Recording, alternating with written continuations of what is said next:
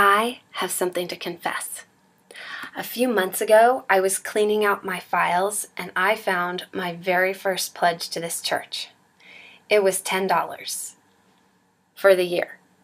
Now, there's nothing wrong with a $10 pledge if it's meaningful and it reflects your situation, but speaking for my former self, I don't think it was. I was in my mid-20s. I had come to Foothills to find other young adults, and I found them. I wasn't making that much money, but I found money to go dancing. I don't remember what I was thinking. $10? Maybe I had a fear of commitment? Later on, though, I do remember trying to figure out how much I should give to the church, and I really had no idea. I thought to myself, well, I should give the church at least as much as I pay for a movie ticket, and so I began giving a little more.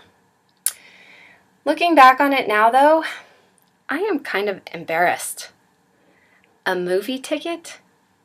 Mark conducted my wedding at Foothills. When my children were born, other mothers brought us meals. And now my kids are in RE. They're learning about the symbolism of the chalice and the story of Noah. You can't buy those things for the price of a movie ticket.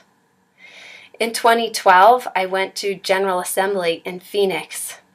I stood with a couple thousand other UUs outside the county jail in a peaceful protest of how Sheriff Joe Arpaio was treating illegal immigrants, rounding them up in the middle of the night and keeping them in tents in the desert, regardless of the scorching heat or the bitter cold.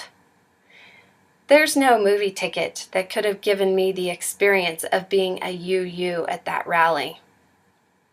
What I realized is that I was thinking in a fee-for-service way. And that is a part of our world. But that model doesn't really apply here.